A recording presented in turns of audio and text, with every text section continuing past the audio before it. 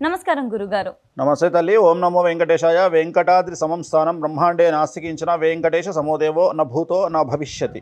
గురుగారు, ఈ సంవత్సరం తులా రాశి వారికి ఏ విధంగా ఉంది? సో నెక్స్ట్ రాశి తులారాశి. ఇంగ్లీష్లో లిబ్రా అంటారు. చిత్తా 3, 4 పాదములు, స్వాతి 1, 2, 3, 4 పాదములు, విశాఖ 1, 2, 3 పాదములు, ఆదాయం 5, వ్యయం 14, రాజపూజ్యం 6, అవమానం 3.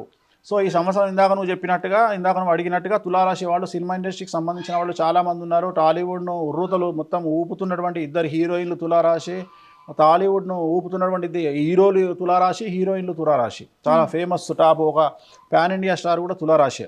సో ఈ సంవత్సరము ఈ రాశి వాళ్లకు 90% అనుకూలంగా ఉండబోతా ఉంది. గురుబలము దైవబలం వల్ల వీళ్లకు దైవబలం చాలా ఎక్కువ ఈ సంవత్సరం, అలాగే గురుబలం చాలా ఎక్కువ ఈ సంవత్సరం. కానీ 6వ ఇంట్లో శని టార్చర్ పెట్టబోతా ఉన్నాడు. ఒక ప్రాబ్లం ఏంటంటే పెను సంచలనం ఉంటుంది వీళ్ళకు. అంటే ఏదైనా ఒక పెను సంచలనం, ఎగ్జాంపుల్ కుటుంబంలో ఒక బ్లాస్టింగ్ జరగవచ్చు, మీడియాకి ఎక్కవచ్చు, వాహన ప్రమాదం అవ్వచ్చు, ఆరోగ్యపరమైన ఇబ్బంది అవ్వచ్చు, ఏదో ఒక పెను సంచలనం వీళ్ళ కుటుంబంలో జరిగే అవకాశం ఉంది. అది మినహా 90% అనుకూలంగా ఉండబోతా ఉంది. మీరు కొత్త జీవితాన్ని ప్రారంభించండి. ఇక్కడ నుండి మీరు ఇంతకుముందు ప్రాసెస్ వదిలేయండి. 2025 డిసెంబర్కు ముందు, 2025 డిసెంబర్ తర్వాత అన్నట్టుగా మీ జీవితాన్ని ప్రారంభించండి. మీకు తిరుగులేదు. మిమ్మల్ని మీరు మాడిఫై చేసుకోండి. ఏమంటారు, జెన్జీ లాగా O2 అంటారు కదా. సో O2 లాగా ముందుకు రండి. మీ జీవితంలో కొత్త వెర్షన్ ముందుకు తీసుకురండి. చాలా అనుకూలంగా ఉండబోతా ఉంది.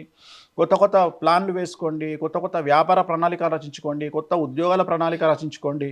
మిమ్మల్ని మీరు ఎంత తోపుగా ఊహించుకుంటారో ఊహించుకోండి. ఈ సంవత్సరం మీకు తిరుగులేదు.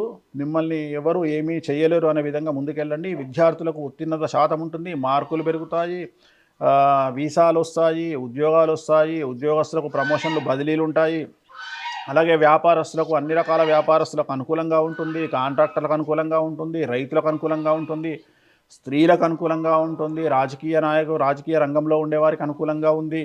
కాకపోతే రాజకీయ రంగంలో ఉండేవారికి నమ్మక ద్రోహం జరిగేటువంటి అవకాశం ఉంది. కాబట్టి జాగ్రత్తగా ఉండండి. సో తులారాశి వారికి ఇంచుమించుగా 90% అనుకూలంగా ఉండబోతా ఉంది. వీరికి తిరునల్లార్ శనీశ్వర ఆలయంలో ప్రత్యేకమైన శని పూజ నిర్వహించడం ద్వారా, అలాగే సప్త శనివార నియమాన్ని పాటించడం ద్వారా, అంటే సప్త శనివారం 7 శనివారాలు శ్రీ వెంకటేశ్వర స్వామి వారి వ్రతాన్ని ఆచరించండి. సమస్యల నుండి బయటపడతారు. ఇక్కడికి రాగానే నేను మొదటిగా చూసింది చక్కగా అందంగా అమ్మవారి విగ్రహాలు అయితే ఉన్నాయి. వెంకటేశ్వర స్వామి విగ్రహం కూడా ఉంది. కాకపోతే మీ పక్కనే ఉన్న విగ్రహం ఏంటో నాకు తెలియట్లేదు. ఒకసారి దాని యొక్క ప్రత్యేకత ఏంటి, అసలు అదేంటో చెప్తారా?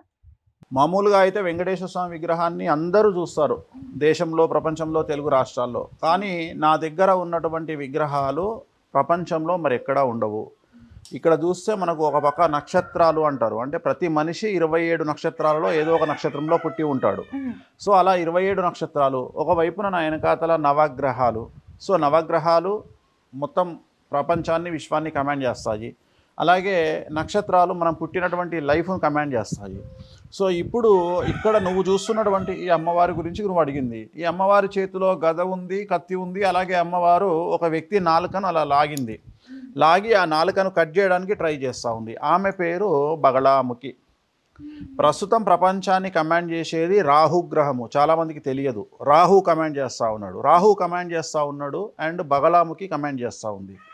సో వెంకటేశ్వర స్వామి అనేది ప్రోటోకాల్ దైవం. కలియుగానికి ఆయన ప్రోటోకాల్ దైవం అంటాం మనం. కానీ ప్రపంచం మొత్తాన్ని శాసించేది బగళాముఖి రాహు గ్రహము. సో జనరల్గా అంటే ఇంచుమించు 1980కి పూర్వం తీసుకుంటే ఒక మనిషి ఎదగాలి అంటే ఇట్ విల్ టేక్ టైం. అంటే ఉదాహరణ, ఒక మనిషి 1 కోటి రూపాయలు సంపాదించాలి అంటే వాడి జీవితాంతం ఉంటే కానీ సంపాదించలేడు. కానీ ఇవాళ పరిస్థితి ఏంది, ఒక అమ్మాయి ఒక హీరోయిన్ అయిందంటే 3 కోట్లు తీసుకుంటుంది. అట్లనే ఒక క్రికెట్గా వాడు సక్సెస్ అయ్యి కనీసం స్టేట్ లెవెల్ ఆడినా కోట్లు సంపాదిస్తాడు. అలాగే అంతేందుకు ఒక రియల్ ఎస్టేట్ వ్యాపారి 2 మంచి ఎకరాలు అమ్ముకుంటే 50 లక్షల కమిషన్ వస్తుంది. అలాగే ఒక గవర్నమెంట్ ఉద్యోగస్తుడు జీవితాంతం ఎంత కష్టపడ్డా అతని సంపాదన 2,50,00,000 నుండి 3 కోట్లు. అలాగే లంచాలు తీసుకున్నటువంటి ప్రభుత్వ ఉద్యోగి సంపాదన మొత్తం జీవితాంతం 3 కోట్లు. కానీ ఒక సాఫ్ట్వేర్ రంగంలో పనిచేసే అబ్బాయి కానీ అమ్మాయి కానీ కరెక్ట్గా నెలకు 25 లక్షల చొప్పున అమెరికాలో ఉద్యోగం చేసి సంవత్సరానికి ఆ అమ్మాయి సంపాదన 3 కోట్లు. అంటే దీని అర్థం ఏంది, వీళ్ళు జీవితాంతం సంపాదించే సంపాదన ఆ అమ్మాయి 1 సంవత్సరంలో, అబ్బాయి 1 సంవత్సరంలో అమెరికాలో సంపాదిస్తున్నాడు. అంటే ఇక్కడ ఎంత లో చూస్తున్నామో అక్కడ ఎంత హై చూస్తున్నాము. అవును. సో దీన్ని డిసైడ్ చేసేది మనకు రాహుగ్రహం. ఓకే. సో రాహు అనేటువంటిది ఏంటంటే సంవత్సరాల తరబడి సంపాదించే సంపాదనను అలా చిటికలో ఇచ్చేవాడు రాహు. హుహు. అలా చిటికలో మిరాకిల్ చేసేవాడు రాహు. హ్మ్. సో ఉదాహరణ తీసుకుందాం. ఇప్పుడు రాజమౌళి ఉన్నాడు. హ్మ్. రాజమౌళి తీసే సినిమాకు వేరే వాళ్ళు తీసే సినిమాలు సబ్జెక్ట్ చూసుకుంటే రాజమౌళి కంటే వేరే వాళ్ళు ఇంకొద్ది బాగానే తీస్తారు. కానీ రాజమౌళికి వచ్చిన పేరు వేరే వాళ్ళకి రాదు. హ్మ్. రాజమౌళి తీసిన సినిమా రాజమౌళికి వచ్చే పేరు సినిమాకు 100% స్టామినా ఉంటే రాజమౌళికి 1,00,00,000% వస్తుంది పేరు. హ్మ్. అంటే పబ్లిసిటీ మాట్లాడుతున్నాను. పబ్లిసిటీ ఎక్కడొస్తుంది అంటే ఎక్కడైతే రాహుగ్రహము జాతకంలో ఉచ్చలో ఉంటుందో, ఉదాహరణ రాహుగ్రహం ఉచ్చ అంటే లగ్నంలో కానీ 2వ ఇంట్లో కానీ 4వ ఇంట్లో కానీ 8వ ఇంట్లో కానీ 10వ ఇంట్లో కానీ 11వ ఇంట్లో కానీ రాహు ఉంటే వాళ్లకు విపరీత రాజయోగం అంటాం. దాన్ని నీచభంగ రాజయోగం అంటాం. అంటే నెగిటివ్ నుండి పాజిటివ్గా రావడాన్ని రాహుగ్రహం ప్రోత్సహిస్తుంది.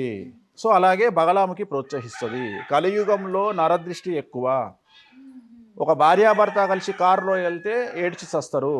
అట్లనే ఒక సినిమా హిట్ అయితే ఇంకొకళ్ళు ఏడ్చి చస్తారు. అట్లనే మనం కారు కొనుక్కుంటే మన పక్కింటోడు ఏడ్చి చస్తాడు.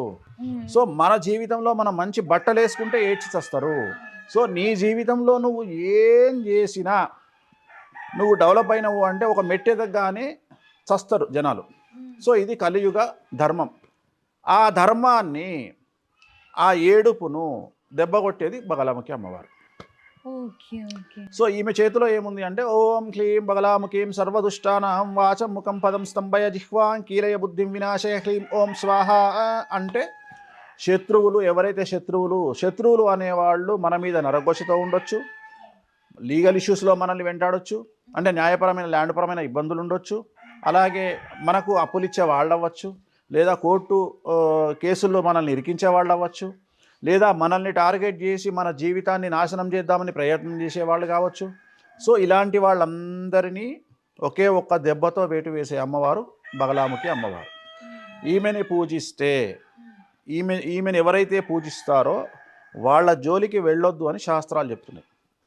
సో బగలాముఖి అమ్మవారిని ఎవరైతే వామాచారంలో పూజిస్తారో, వామాచారము అంటే నేను చేసే ప్రాసెస్, నేను చేసే పూజలలో నాన్ వెజ్ ఉంటుంది, లిక్కర్ ఉంటుంది.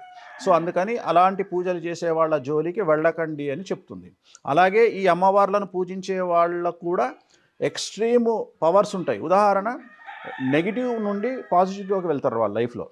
ఉదాహరణ మిరాయి సినిమా చూస్తే మిరాయిలో మంచు మనోజు బగలాముఖి ప్రయోగాన్ని చేస్తాడు. ఎప్పుడైతే బగలాముఖి ఆ సినిమా స్టార్ట్ అయిందో అప్పటి నుండి మంచు మనోజ్ ఫ్యామిలీలో గొడవలు స్టార్ట్ అయినాయి. నువ్వు చూసుంటావు ఆల్రెడీ టీవీలో, వాళ్ళ ఫ్యామిలీలో, మంచు ఫ్యామిలీలో. సో దానికి కారణం బగలాముఖి అమ్మవారు. అంటే నిన్ను సమాజంలోకి అలా తీసుకెళ్తుంది, చాలా ఎక్స్ట్రీమ్గా తీసుకెళ్తుంది, కానీ నెగిటివ్గా తీసుకెళ్తుంది. కానీ అల్టిమేట్గా నేను తీసుకెళ్ళి టాప్లో కూర్చోబెడుతుంది. అంటే నువ్వు ఆ వెళ్ళే ప్రాసెస్లో నీకు భయం ఉంటుంది. అంటే ఒక రాకెట్లో నువ్వు రీచ్ అయ్యే పొజిషన్, సునీత విలియమ్స్ ఉంది, రాకెట్లో వెళ్ళిన తర్వాత స్పేస్లోకి రీచ్ అయ్యే వరకు ఏదైతే ఫియర్ ఉంటుందో ఆ ఫియర్ను ఎప్పుడు కోల్పోతావు నువ్వు అంటే స్పేస్లో రీచ్ అయిన తర్వాత కోల్పోతావు. అప్పుడు నీకు పేరు స్టార్ట్ అవుతుంది, ఓ సునీత విలియమ్స్ తోపు. అట్లనే నీ జర్నీ అంతా కొద్దిగా వైబ్రేట్ అవుతూ ఉంటుంది. బట్ ఏదైతే డెస్టినేషన్ ఉందో ఆ డెస్టినేషన్కి రీచ్ అయినాక నువ్వు ప్రశాంతంగా గడపవచ్చు. సెలబ్రిటీ స్టేటస్, ఆ సెలబ్రిటీ స్టేటస్ని ఇచ్చే అమ్మవారు బగలాముఖి. అలాగే మనకున్న శత్రువులను చీల్చి చెండాడే అమ్మవారు బగలాముఖి.